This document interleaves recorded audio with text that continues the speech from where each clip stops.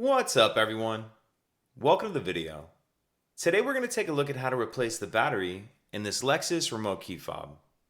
So this Lexus key fob is going to use replacement battery CR1632, and I'll put a link in the description box of this video to where you can purchase these batteries if you're in need.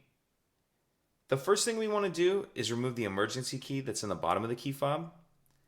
That's done by pressing this release here, and the key will pull out like that. Now if we look in the space where that key just slid out of, you see this notch right here?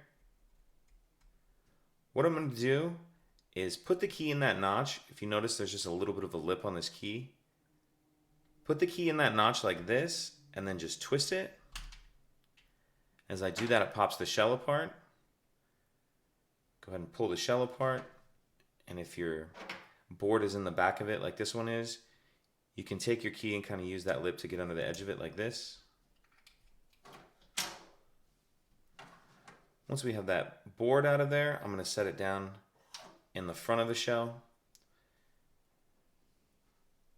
And then looking at our battery right here, we see there's this little cutout, another little notch right here that we can get our key in to get under the edge of the battery and get it out of that little holder. Then we'll grab our new battery, and we want to make sure that we're installing that with the plus side up.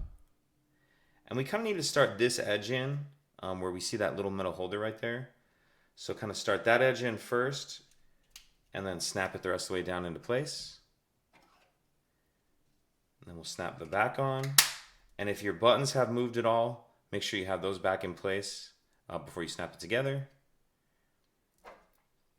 Once you have it back together, we'll slide our emergency key back in, and that's it. If you have any questions, please let me know. If you could take a second to like and subscribe, it helps us out, and I'd appreciate it. Thank you.